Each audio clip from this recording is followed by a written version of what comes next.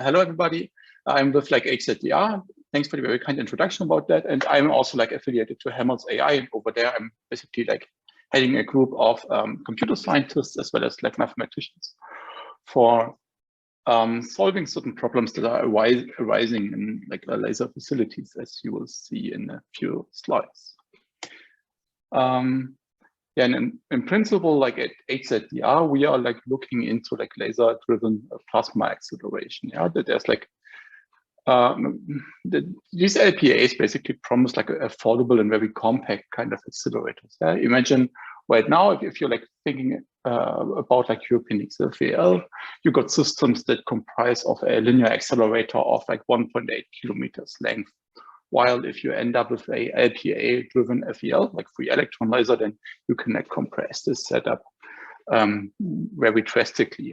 However, the actual understanding of this kind of laser plasma interaction during experiment, for example, over here at HZDR, typically requires some sort of computational, very expensive particle and cell simulations that are typically run on huge clusters. Or if you want to accelerate that by machine learning techniques. Yeah, and the scope of my talk today will be the analysis of Xray scattering data that can be used to actually examine what's going on inside the system when we are talking about ion acceleration. My lab at HZDR is basically researching scientific machine learning methods, so that we can actually comprehend our system, our laser-driven systems, over here at HZDR, but also the big systems at European XFEL and even beyond. And in order to do so, my team and me are working on surrogate modeling. Here we are basically approximating these super computationally demanding simulations by machine learning techniques. And we are also working on inverse problems, and that's more the story of today. We want to reconstruct certain knowledge about the system from experimental observations. There typically is a large amount of observations, but today we will be focusing on X-ray diffraction data. But yeah, you can basically apply the very same techniques even to laser diagnostics, but also to laser-driven electron acceleration. But that's not covered today because of a limitation in time. Yeah, so if you're thinking about X-ray diffraction, then you could think about certain instruments that synchrotrons or very recent or new instruments such as our high-bev instrument at a European XFEL. Over there, you basically acquire data at a very high repetition rate. Data arrives in from a machine learning perspective, from a computer science perspective, in worst case at 10 kilohertz. From a physics perspective, that's super nice because this allows you to image femtosecond or very fast kind of processes. From a math perspective, you basically end up with diffraction images that you want to reconstruct, which you can then translate into a ill-post inverse problem. What this means will be covered later. And eventually, we want to solve these kind of problems in a very reliable manner. And one task that I want to use today, or one study, is that we want to examine plasma expansion of a laser-driven ion accelerator. And this can, for example, be done, as my colleague Thomas was showing in 2018, by X-ray diffraction. Yeah, he was basically shooting a ultra high intensity laser at some target. It typically is some sort of foil, plastic foil, and this kind of interaction of the laser with this solid basically yields an acceleration of ions because of target number jet acceleration, for example. However, the question is what's actually going on over here, and this is where the X-ray diffraction comes into play, because you can not only shoot a laser onto that target, but you can also at the very same time image what's going on by for example, X-ray beam or X-ray FEL that is at the very same time imaging the target when the laser is also interacting with it. And that's basically the problem, or one of the problems that we want to be covering today. Yeah, you got this kind of plasma expansion, as you can see here. For example, here you're seeing the plasma expansion 60 femtoseconds right after the ultra high intensity laser was interacting with the target, which can thankfully, like in this case, be described by 3 different parameters. Yeah, you can basically define like a mathematical function that describes the plasma expansion in terms of like 3 parameters. Like one is the ridge width, that's B. There's like a period, like the distance between ridges, G. As well as the most interesting like variable, that's like sigma, that's like the melting of the kind of ridges, which corresponds to the expansion of the plasma. Okay, that's nice, you would say. And there are quite some like classical approaches to basically go from the diffraction image to the model parameters. But for today, we basically want to ask the question like, how can we accelerate that? Okay, suppose we are given like an experimental diffraction image, as you can see in the lower left-hand side here. I'm hoping that you can see my mouse pointer. Here we are basically like extracting some features. I'm not going to talk about details for now. And the machine learning task would be, okay, given this kind of 1D line out of our like 2D image, what are the corresponding parameters of our like model, like sigma G and that at B? And that's basically what we want to like solve by machine learning. I mean, we can also use some like model fitting approaches. However, these are typically like computationally expensive, so which makes it hard to apply these methods during experiment. However, like if we are like using machine learning techniques, then we can end up with tools that are able to analyze our data, as we will see in a very fast kind of manner. And one thing that I want to stress once again here, the Xray diffraction data can be seen as a proxy. Yeah, we can feed and train our networks on a huge modality or amount of different like data. But today we are focusing on Xray diffraction. And now I want to basically share like the journey of my team through Xray diffraction with you. So first of all, we will be like basically setting the stage. I will be giving you some background about what's going on, what problems do we have to solve, and so on. Then we will be looking into the very first canonical approach, supervised learning. And we basically train a network and then try to predict model parameters from that. In the third step, we will be talking about like generative models. And eventually, we want to come up with a physics-informed approach for unsupervised learning or solving of inverse problems. The main difference between these 3 steps, like from second to fourth, is that the second and third are basically model-based approaches, meaning that we already have like a simulation or some sort of description of our target. While in the model-free approach, we basically know nothing about the wave field that we want to reconstruct.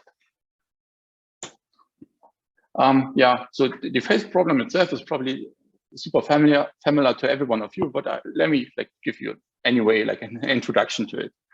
Here you basically see like 2 different kind of real domain representations. There are two images. Like one is like Hillary Clinton, and the other one is Donald Trump.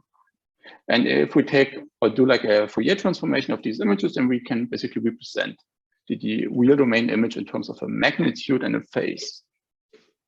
And now the funny thing is like, if we preserve the magnitude, but basically switch the phase of these 2 images, then we can basically blend like Hillary Clinton into Donald Trump.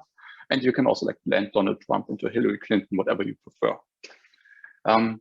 But this is like blending a certain person into like another one. This is a nice thing, especially if you don't like a certain person. However, what does it mean to us? For us, it basically means that we, in experiment, typically observe some sort of intensity. Yeah, it's basically the squared intensity, the squared magnitude of the Fourier transform of our axial wave. However, because of the measurement principle, we typically lose the phase. This means that we got like a magnitude, but an arbitrary amount of phases could actually correspond to the very same magnitude. And we don't know which one is like the correct one. If we would have to have, or if we have like perfect knowledge of the phase, this would be super cool, because then we can like directly compute the corresponding object like Hillary Clinton or Donald Trump based on the observed magnitude as well as based on the observed phase. It's basically inverse Fourier transform, for example. However, in reality, life is not that easy, sadly. So for that reason, there has been like some progress on phase retrieval algorithms. Yeah, that here I will basically be talking about projection-based phase retrieval. You typically start with an initial guess of the dephase. Yeah, you randomly initialize the dephase, or you pick some more prior knowledge about the dephase and then plug this as initial guess into your Fourier domain representation. And then you basically project from Fourier domain into object domain, like image space, and you apply a certain amount of constraints on these images. For example, you can say, okay, the image that we are trying to reconstruct is supposed to have is supposed to be sparse. It's supposed to be non-negative. It should be like a real number or whatever you can imagine. You typically also impose some sort of support constraints. Yeah, you're saying that just a certain amount of, in best case, connected pixels are supposed to be covered in the object domain. And then you basically apply these kind of constraints to your image. And then you go back into Fourier domain, you replace the magnitude by the measured magnitude, and then you convert and iterate, and eventually you converge into something. And it has been shown that this kind of non-convex optimization problem can be solved by this kind of approach. However, only if you got like a very nice system, like if the object is very sparse and if the support in best case is known. Additionally, you are also typically assuming that there's no noise in the system. Yeah, if the measured magnitude, like your intensity image, contains some sort of noise, then the question would be, what's noise, what's actual signal, and how to compensate for that. And in these settings, these kind of projection-based approaches like HIO or RA don't converge into something that is helpful to you. Yeah, from our like a computer science or math perspective, what we typically have is like a surjective forward path. Yeah, we are mapping from some sort of description of our object, like material properties, for example, X, onto like the space of measurements or observations, Y. The sad thing about this is that this kind of mapping from parameters to observation typically causes some sort of loss of information, meaning that like multiple X's could actually map to the very same Y, like to the very same G-Sax or Sax pattern. Which means if you want to go back from your G-Sax or Sax diffraction pattern to your parameters of the object, then you end up with a ambiguous inverse path, meaning that you would have to figure out, okay, which of the multiple parameters of our material could actually be like meaningful to us. And this kind of ambiguous inverse problem is like a very kind of challenging thing. And nowadays you would say, okay, cool, then let's just throw data at it, at this kind of problem, and then train a neural network that basically does this kind of reconstruction. Yeah, you basically feed in your G-Sax image into the neural network and then predicts the corresponding material properties. And the question is like, is this really the case? And that's what I want you to tell today. And this is where we already arrived at the very first like observation from my team, where we did some sort of supervised learning. Here I will be talking about G-Sax data. I'm typically like switching between modalities because for us computer scientists, the modalities itself basically mean that the units might be different, but from a computer science perspective, we still want to solve like an inverse problem. And this is a very nice system because we can like simulate it. We can simulate the diffraction patterns. The basic idea of G-Sax is that you got like an X-ray beam, for example, coming out of a very recent like laser-driven free electron laser, or you can also like shoot like a neutron beam at your object, and then at the surface of the object as well as like on some subsurface layers. This kind of beam basically gets reflected, and at a certain distance, we are then acquiring the diffraction pattern. The nice thing here is there's like a mathematical approximation of what's going on here, which is called Born approximation, meaning that there is like a simulation code available so that we can like basically simulate lots of data from this. And so for that reason, we thought, okay, cool. We can simulate a huge amount of data. We got some nice experimental data, for example, collected at DAISY, at the synchrotron in Germany. And why not basically learn a neural network, like a deep neural network? Yeah, that's what my colleague Marina was like sketching here. Yeah, the idea was we train a neural network so that once it gets like a diffraction, a G-Sax image, basically predicts like material properties. For example, the layout. Yeah, that's the distance between certain like peaks of our material, so that it also like predicts like size, shape, as well as some sort of roughness and thickness information. And yeah, that's what we did. And we were basically using like a very state-of-the-art neural network architecture. That's some sort of mobile net architecture, which also consists of some fancy attention mechanisms that even resulted in a nice publication at machine learning venue. Yeah, that's what we did. Okay, we basically like took a state-of-the-art machine learning architecture and then trained it on a huge amount of data. The data basically consisted of lots of GSAX images as well as the corresponding material properties. And what we found in the very beginning was that the number of training points actually grows exponentially with the complexity of your sample or of the object that you want to study. Yeah, if you're just interested in a one-layer sample, meaning that if you just want to predict like 6 parameters from a GSAX pattern, then you need to have something in between like 20 and 50K training points. Training points means that we have to have like a GSAX image as well as like the corresponding material properties.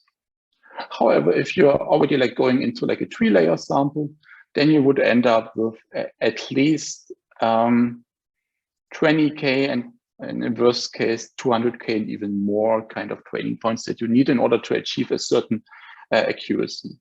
Here you're basically seeing the accuracy on the y-axis versus the number of training points. And now imagine like this kind of 3-layer sample basically consists of 18 parameters that you want to reconstruct. So this means for us that we have to generate lots of data. Yeah, here for 3-layer samples, it's 200 points. And we even did so for more complicated models, like for models comprising of 7 layers. And as I told you, we took like a very recent like attention-based CNN so that it returns like the parameters of the corresponding material. We trained it on lots of hundreds of gigabytes of data.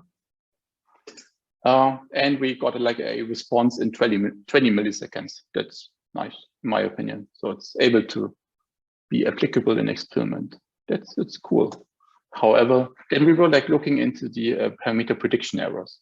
You basically see that here in this kind of table, you're seeing that the relative error actually is quite nice for the very first layer, as well as for some parameters like dispersion that yield a very significant contribution to your GSAX pattern. However, the less the signal to noise ratio gets, the more difficult the prediction becomes for the neural network, even if you like throw lots of data on it. And so for us, the question was, what's going on over here? Are there some ambiguities or whatever? Why are we like getting these kind of like high errors in these kind of very deep layers, like the 6th and 7th layer? And in order to study the ambiguities, we were using ABC. That's like a established method in Bayesian computer and in simulation-based inference. The general idea is, so suppose you got some distance measure. Yeah, you got your observation y, and you got like a simulation of y. Then you basically define some distance, for example, L2 distance or SSIM or whatever you could think of, L1 or chi-squared distance of simulation versus observation. Okay, suppose we got this. Then the algorithm is basically, we are sampling our material properties, we are simulating the corresponding GSAX pattern and form a solution set S comprising of material properties Xi, for which the distance is smaller than a certain epsilon, like a certain like threshold.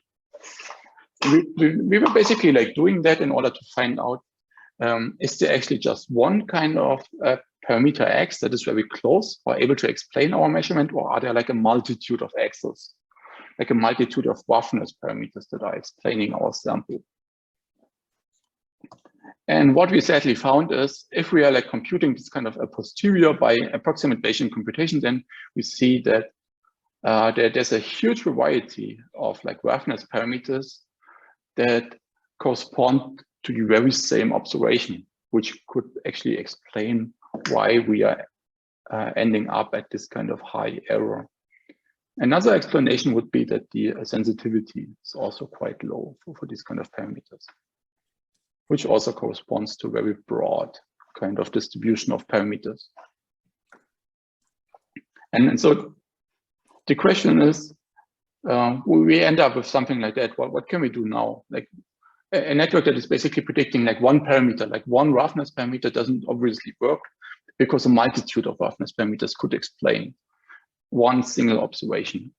And this is why we decided to go into a generative model or generative models. And we were also like taking a step back. Yeah, we're not like looking into GZAX right now, but we are even looking into a more easy kind of target. Here it's a 1D target. It is basically the target that I was just explaining. The nice thing here is that we can basically analytically derive like the ambiguity of our target. We have, for example, found that like two different parameters are basically that there's like an ambiguity in one parameter with two different modes. I will show you. And the nice thing here is we were even able to simulate data in an even faster manner than running some numerical code. The general idea is that you basically take like a squared Fourier transform of your structure factor, and then you already end up, and that's already a simulation. And that's basically the approximation of the imaging by a X-ray beam. That's very easy, this kind of target and the forward pass, and for that reason we went for this one. And still, like I was already like answering that, but I just wanted to show it like to you visually. The question would be like, why do you want to use like a generative model for like analysis of your data instead of like a network doing regression? The simple answer is, if you got some multiple peaks, like multiple modes or parameters that might correspond to the very same observation, then a generative model might be favorable in your case. Here we can basically analytically even say that there are two, like for each line out, for 1D line out, there are two different BPAD parameters, like the width of the ridge available for any line out. That's the very nice thing about this. We can like analytically derive the ambiguity. And for that reason, we decided to go for like a generative model in order to resolve this kind of ambiguity. The general workflow is actually quite similar to like the network doing regression. You feed in your observation into your generative model. And then it's going to predict like a distribution over parameters instead of a single parameter that corresponds to your measurement. As you might have expected, there are a huge variety, or at least 4 main like research directions in like generative models or deep generative models. What they are basically doing is shown in the right-hand side of the slide, that they are basically able to learn a distribution over your data, or even like a conditional distribution, which is actually what we want to have. Here in the plot, you can basically see, okay, that there's like a generative model that is able to sample like dog pictures as well as pictures of cats. Yeah, you basically say the model, okay, give me all images of dogs, or give me all images that contain like a cat. That's the basic idea of a generative model. In our case, we basically say, give me all, or predict all parameters that correspond to our measurement instead of dog images, even though I also like dog images. Yeah, today I will be covering normalizing flows, because from my perspective, they are really like nice, because the likelihood is directly accessible and the training becomes very easy. You might have heard about like generative adversarial networks. They result, or typically have, in my opinion, like a very unstable training, because you need to end up at a kind of a Nash equilibrium. You're basically training 2 different neural networks that are competing with each other, and that's a very unstable thing. There also are like variational autoencoders out there.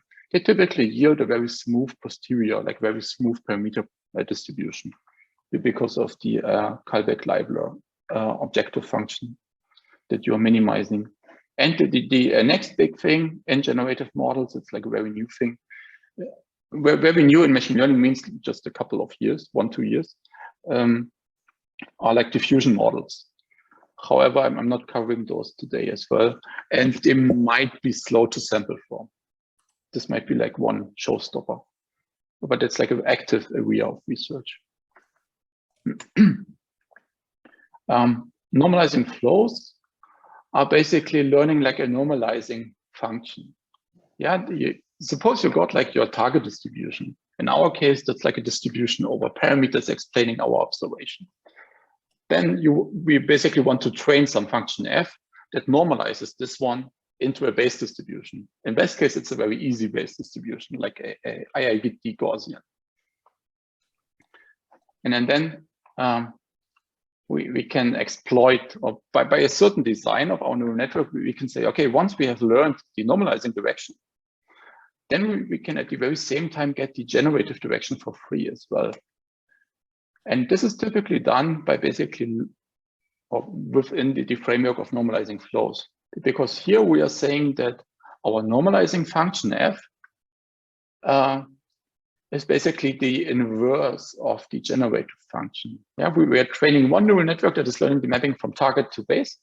And because of a certain like architectural choice, we can do the generation, or we are getting the generative direction for free. The working principle is basically like a change of variables formula. You're basically transforming, it's super simple, honestly, your y, your observation or whatever, or parameter, into like the sample from a base distribution. It's a really kind of nice approach. Yeah, it's basically learning like this kind of mapping from the modes to each other. And that's what the f function is doing. Like it takes a sample from here and maps it onto the base distribution.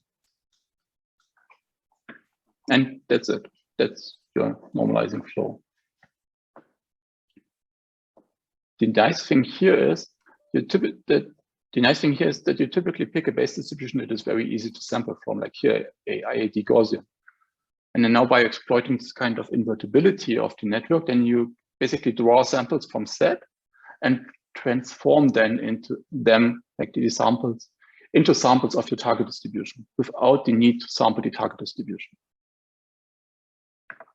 That's a very nice approach, in my opinion.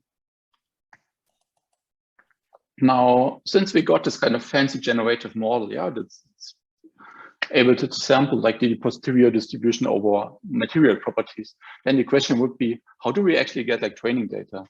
The challenge here is that we basically have like a low amount of experimental data available. And for a certain set of experimental data, we don't even know what's actually going on there. So we don't want to train on experimental data. And for that reason, we basically like came back to the simulation suite, and we were like generating basically 50K samples. Right? That's a simple target. You might remember that of training data. However, the question is like, what do you need to do with your training data in order to like make it similar to experimental data? And from a machine learning perspective, this is called like contrastive learning. We were actually incorporating like the data augmentation into the training of our neural network. Because in experiment, we typically face a certain amount of artifacts. For example, there's like a beam stop right at the center of your image. Some sort of like oversaturated. We typically have some sort of like oversaturated peaks that are being removed, for example, in terms of a hot pixel on your detector. We typically observe some sort of a point spread function on our detector. This means that we also had to incorporate the effect of the point spread function into the training. And eventually, we were also introducing a Poisson noise into our training so that the model is basically robust to these kind of artifacts. The main idea here is that you're training on synthetic data. However, you make your synthetic data look as similar as possible to your experimental one. Here I'm basically showing this kind of modeling thing. Yeah, you basically model what's going on.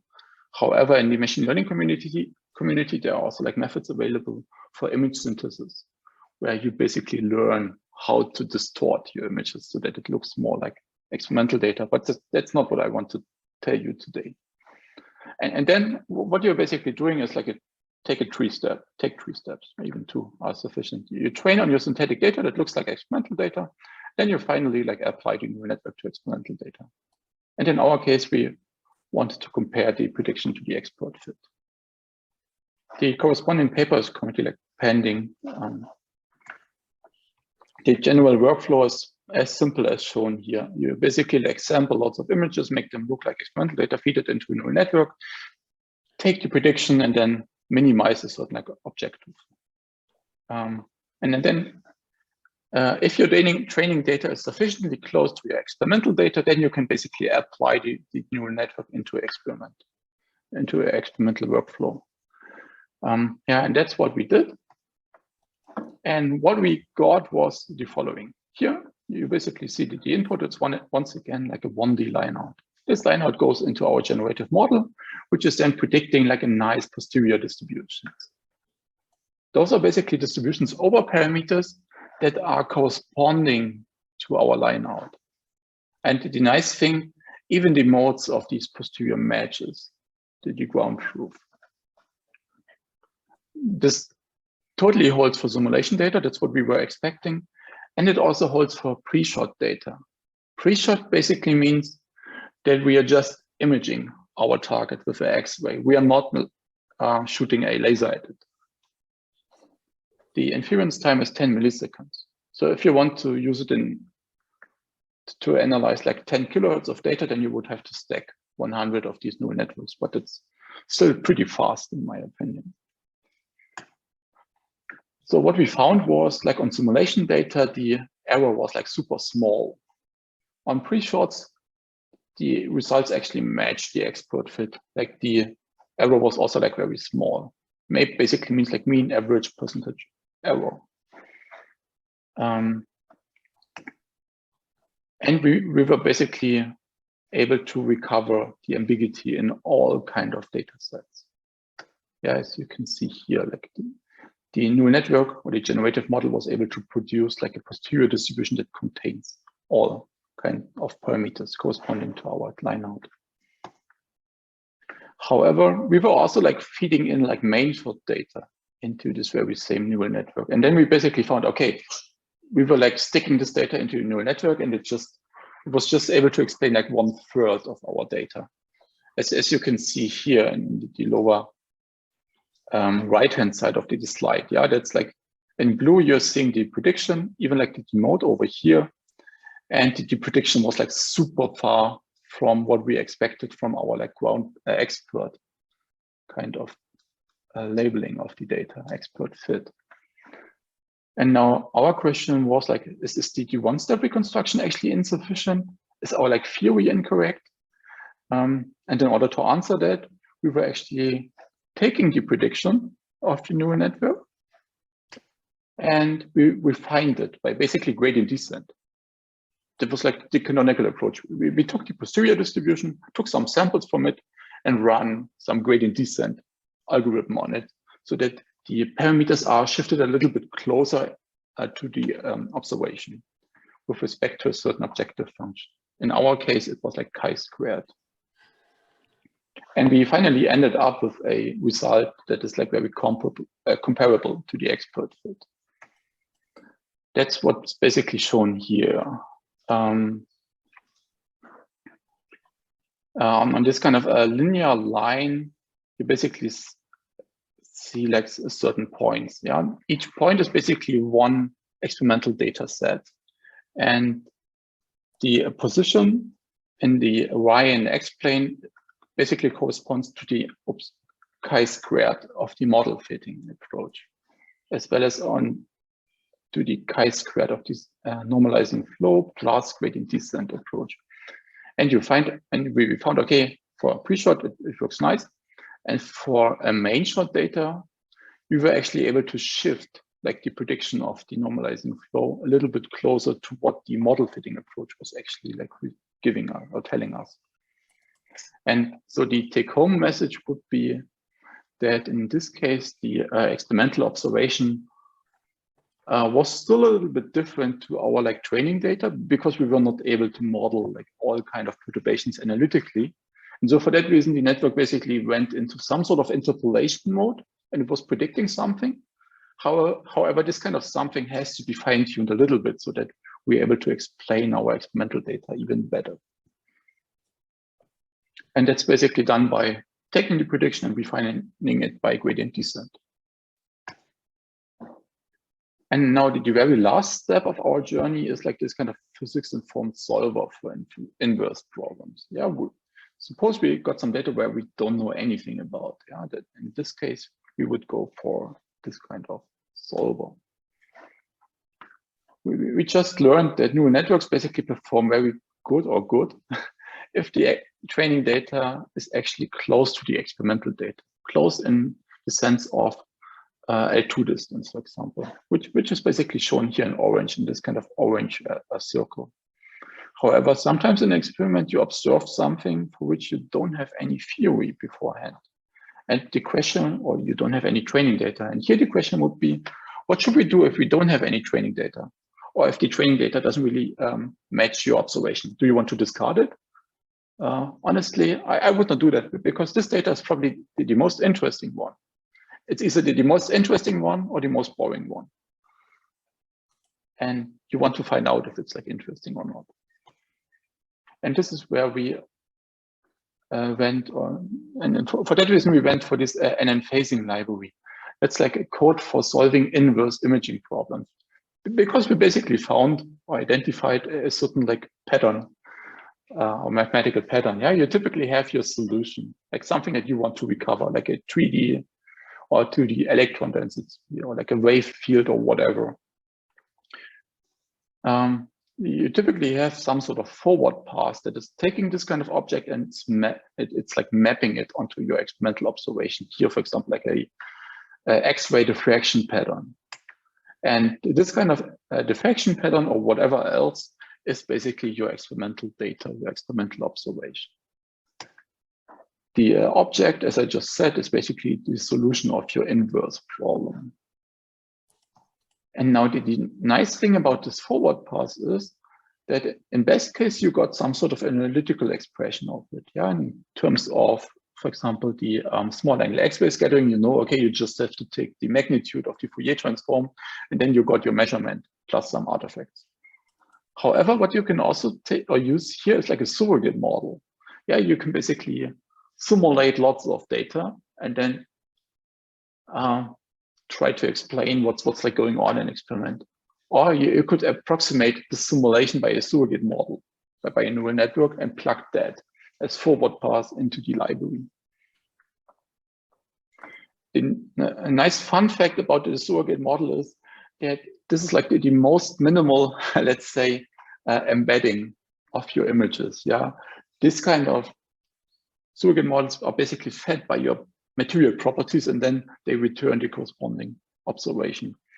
And you can't get a more low-dimensional embedding than these kind of physical properties that are explaining your object. And now the question is like, how do you get? What do you do now? Okay. One thing that we were just looking into is like taking gradient descent on like the object. Yeah, we took like the prediction of the normalizing flow, and we were like optimizing it so that some chi-squared objective is being minimized. This works. However, what you can also do is you can also take yet another neural network. You can take like a generative model that is basically like sampling the solution space. And that's what I want to tell you in the very last minutes of my presentation today. Suppose once again, Y is like our experimentally acquired diffraction pattern. And we know, and we got some sort of prior distribution. This distribution doesn't really matter. It can be like arbitrary. Here we are basically taking like a normal distribution. And if you're like remembering, we just have to map these kind of sets into something more complicated in terms of a neural network. Then we can approximate like an arbitrary target distribution. However, in order to train that, we would have to provide either training data for phi, or we could define like a certain objective function that basically links or connects the solution of our inverse problem, like the phase, to our experimental observation by some sort of forward pass.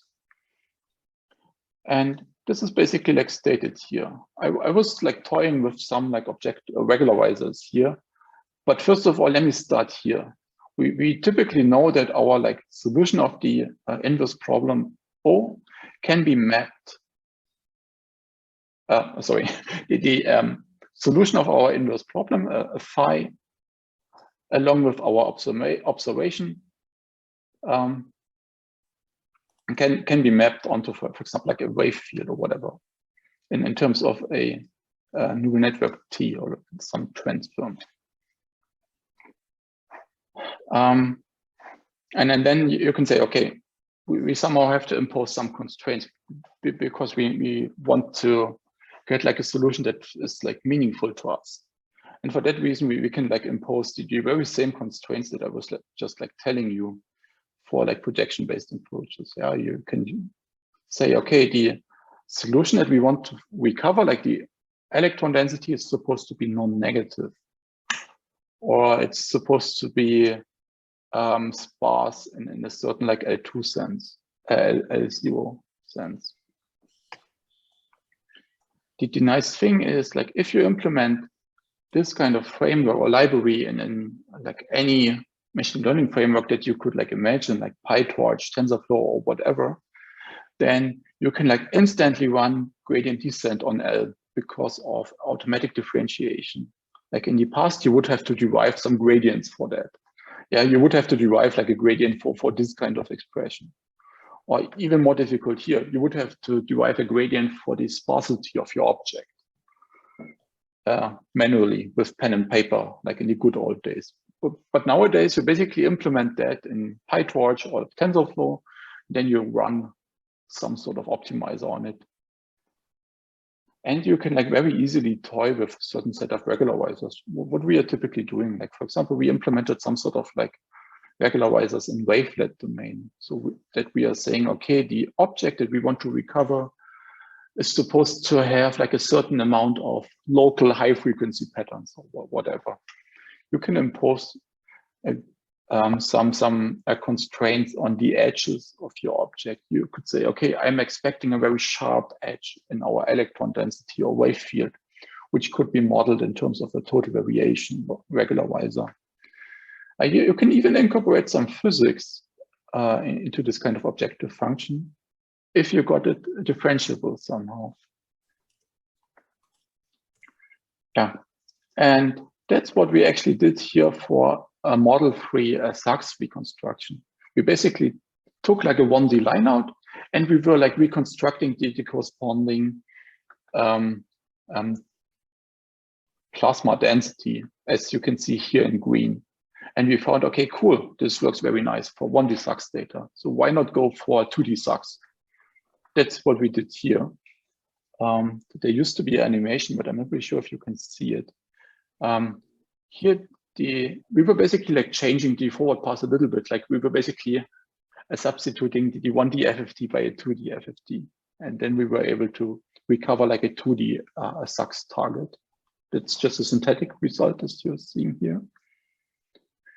And then for fun, we even went for some more kind of Xray diffraction modalities. Here, you're basically seeing the result for monochromatic tychography. The main difference from tychography to Sachs is that you got like a multitude of diffraction patterns that are partially overlapping. You got like partially overlapping measurements of your object. And based on that, you can basically solve or reconstruct the object, the electron density or whatever. And for fun, we were even like extending that for polychromatic tychography so that we can even reconstruct some RGB kind of images based on diffraction patterns. And what I would like to stress here is that the library itself, like the optimization code or whatever, basically stays the same. The only difference is the forward pass. And we did not have to derive any kind of analytical gradient here for monochromatic tychography or for Sachs or whatever. We just had to implement it in PyTorch. And so the question is, suppose we got this kind of nice method. So what do we do? How do we proceed from here? And here I want to like finish my talk with 2 slides that are kind of important to me. Like one is the integration of your code into experiment. Yeah, it's nice to work on offline data and do your analysis on a cluster or whatever, but you have to think of some sort of workflow so that you can, like, during experiment, actually analyze the data. And this is what we are currently like establishing and at our facility over here at HZDR. But there are also some sort of approaches out there, like worldwide, like in China, but also like in the States. The basic idea is that you typically coming up with 2 different kinds of data storages. You got like your big data storage, where you're storing your experimental observation, and at the very same time, you got your documents store, like a MongoDB or whatever, which is basically fed by experimental parameters, like some beam parameters and so on. And if you use like a nice asynchronous message passing protocol like Kafka, then you can not only like in parallel store your data and your metadata, but you can also already start your machine learning workflow at the very same time, so that it already does some pre-processing of your data and like analysis without the need for anyone to manually start something. And then you can basically, then you should probably like visualize your results, for example, in terms of a multi-coordinate plot as shown here, or even in terms of an online or in situ 2D or 3D visualization, and provide feedback to the physicists so that they can actually steer the experiment.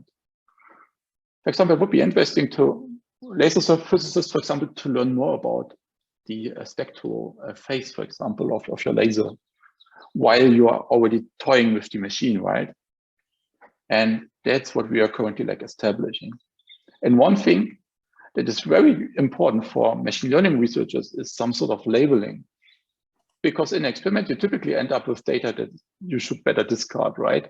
And this kind of labeling information is obvious to physicists, but for the machine learning code, it's totally unknown. And for that reason, I advocate for storing even some sort of label as metadata for each of your shots, so that you can train like a neural network for classification, so that it instantly says, okay, this shot does not make sense to be analyzed or should be discarded. Another thing that is very important if you want to stimulate research on your data is like open data. And so for that reason, we are typically like publishing our data sets. For example, here, as you can see here, like Eric was like publishing his data of this 1D Sachs grading signal or target. And Maxime was also like publishing the data for inversion of G-Sachs yesterday. And by that, you basically stimulate the machine learning community to look into your data, to toy with it, and see if they are able to proceed or improve some state-of-the-art results on your data. And by that, I'm already at the almost last slide of my talk. What we basically learned today is that the analysis of Xray diffraction data can be considered a ill-post inverse problem. Depending on the flavor, let's say, of your problem, you want to go for a data-driven approach, which then means that you have to model or learn the perturbations of experimental data and incorporate that into your training data. So that, as you can see here for the CINN normalizing flow approach, you are able to analyze it correctly. This is very crucial. Alternatively, if you don't know anything about the object that you are imaging, then you would have to go for this kind of model-free reconstruction code that's basically solving a optimization problem. And by that, I would like to conclude my talk. Thank everybody for your attention. And yeah, I would also like to stress that we are currently like hiring postdocs for inverse imaging problems. So if someone is interested, please go to our webpage or message me. Thank you.